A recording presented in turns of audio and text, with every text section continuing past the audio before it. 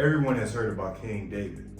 However, this is not the focus of the video. This video will talk about David and how he had to face his trials and tribulations before he became king. This is a story you can use as motivation because it highlights how you must go through the struggle before you reach success. Also, the goal of this video is to make the Bible easier to understand for people who may not understand the vocabulary. So I will be speaking in my native tongue and paraphrasing a lot. So if you're okay with that, be sure to stay tuned. Be sure to watch the full video and leave a like, comment, and subscribe if you found value in this video. Also, be sure to share this video to someone who is interested in the Bible, but don't know where to start. With that being said, thank you, and let's begin. A quick rundown of David's life. He was a shepherd boy in the city of Bethlehem.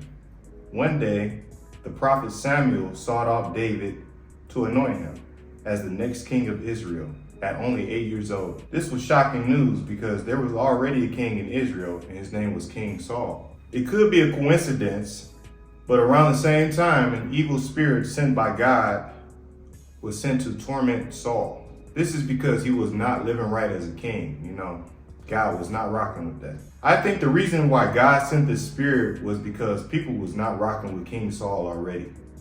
He rejected God and his teachings, and he was doing a lot of things that a king of Israel should not do. He was tormented by this spirit so much that his advisors told him he should seek out a harp player to soothe his mind. The king advisors told him to seek out David, who was a very skilled in the instrument of the harp. Also, they hyped David up a little bit.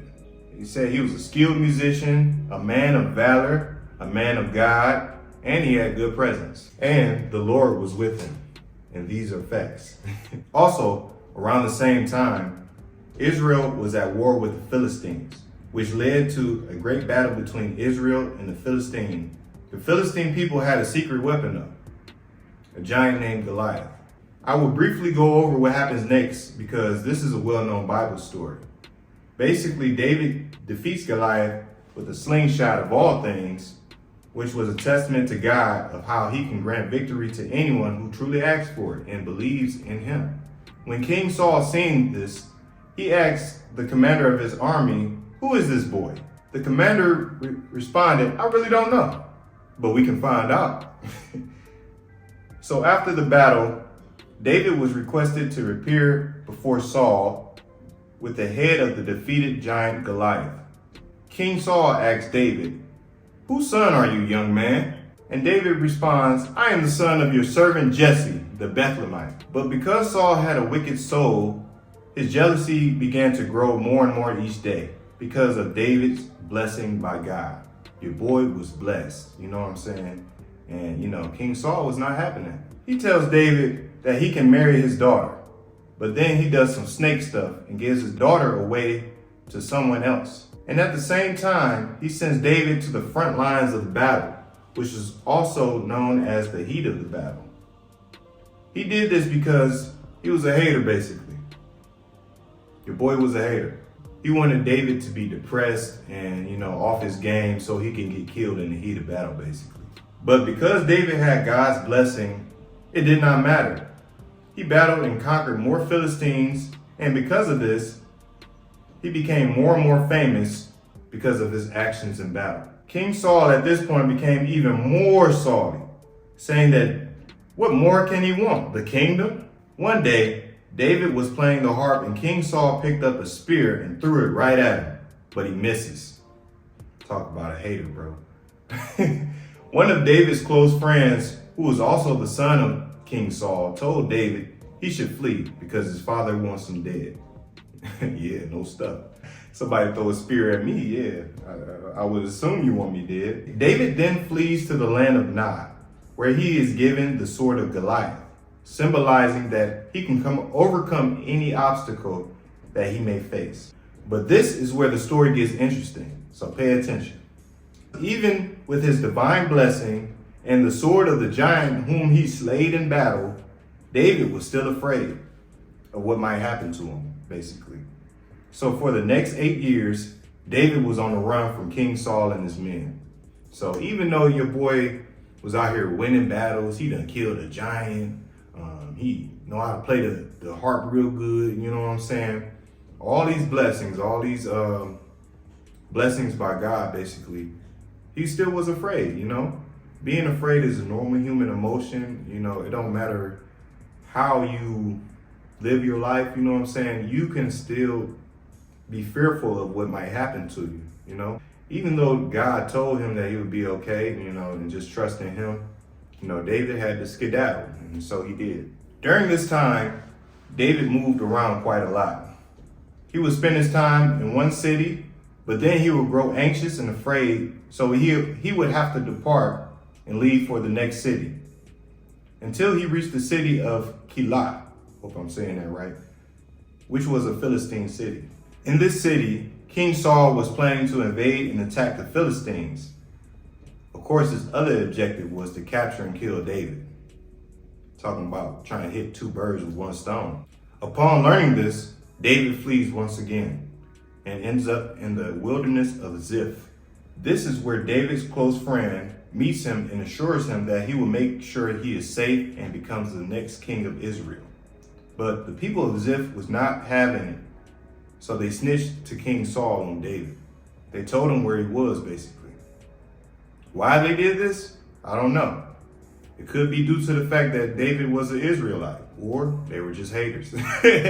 King Saul led an army determined to capture and kill David in the wilderness. However, when they met David, they were attacked by the Philistines from the rear. So imagine chasing somebody and you about to get them, but your Opps is right behind you about to attack you. David seen this and he's like, oh, it's my time to go. So he got up out of there, you know. David then flees to the mountains of En-Gedi, but a messenger of King Saul informed him that David was spotted in the mountains of En-Gedi. So Saul and his army journeyed to the mountains to find David. During this mission to find David, King Saul decided to rest in a cave. Ironically, this is exactly where David was. Yo, imagine you hiding somewhere and your Opps come to rest where you are, bro. Like, that's crazy, bro. So King Saul is resting in this cave, and David realizes this is his opportunity to kill his main Opp. Even though this man was determined to kill him, David ultimately decided not to kill the man. David decides to cut just a piece of King Saul's coat instead. When the king woke up, he began to leave the cave, and at the same time, David came out of nowhere and said, hey, I could have killed you, but I didn't. Can you please stop trying to kill me, bro? I have a piece of your garment right here. Look at your coat. I could have killed you in your sleep, but I didn't. Saul heard this, but didn't care, and began to chase David all around the wilderness. Bro, tell me why, like, somebody spared you, and you not trying to have that, bro. Like, come on, King Saul was a hater, bro. Like, you know, I know I talk about haters a lot in my series and stuff, but bro, there's no other way to describe these people, bro. They haters, bro. One day, after many near-death experiences, David once again snuck into the camp of King Saul. David then steals a jug of water and a spear from one of his lieutenants. After that, David went to the top of a nearby hill and called out in a mighty voice, will you not answer? And then one of the lieutenants answered him, saying, who are you that calls to the king? Like, bro, who are you? Like, you know what I'm saying? I guess they couldn't see him. Basically, David went in on him, saying, I went to your camp. I stole your jug of water. I stole your spear. Isn't it your job to protect the king? What you are doing is not good, and the Most High is not rocking with y'all at all, bro. I could have put someone on a t-shirt, but I decided not to. Go and see what I'm talking about. So David was not playing. He's like, bro, I stole this jug. I stole this spear, bro. I could have slit somebody's throat up in there. You know what I'm saying? I could have killed the king, for real, but I didn't, bro. And this is the second time, bro. This is the second time I let y'all slide, bro. King Saul sees his jug and spear missing and admits that David is the true king of Israel. And this is where he decided to stop trying to kill him. Not believing he is finally safe, David flees once again to the land of the Philistines, which is their enemy, aka their Opp. King Saul knows this and decides to let him be. Because again, he said, I'm done trying to kill you. Like, you got it, bro. David then becomes cool with the Opps, aka the Philistines, and they let him into their land. The king of the Philistine people assumed that David is no longer a part of Israel, so he lets them stay with him. So he was like, hey, yo, yeah, the enemy of my enemy is my friend. You know what I'm saying? As the old saying goes. So hey, you cool with me, bro? That's basically what he said. Not word for word though. Don't quote me. In fact, the king instructed David to protect and watch over the camp while they go to war against the Israelites. Long story short, the camp was destroyed and overtaken by the Amalekites. I guess David was somewhere else around this time. They also took the kings and wives and children, yes, wives with an S, and the children of the king during this altercation. David then prayed to God, and with God's permission, David sought vengeance for the Philistines. David then pursues the Amalekites and defeats them in battle, saving the women and the children in the process. He then returns everything to the Philistines. At the same time, ironically, the Philistine killed King Saul in battle. Talk about irony, bro. Also, his best friend and son of the king was killed in this confrontation. So, the dude that came and warned David about his father trying to kill him, he got killed in this battle too, man. I'm sad to hear that, you know what I'm saying? He seemed like a real chill dude, he really had David's best interest in this story, for real. It's sad that he had to die, With the defeat of the Amalekites and the death of King Saul, David was then appointed as king. And he became the true divine king of Israel. I chose this part of King David's story because I think it's a great example of how even when the odds are stacked against you, God will still protect you and make a way, bro.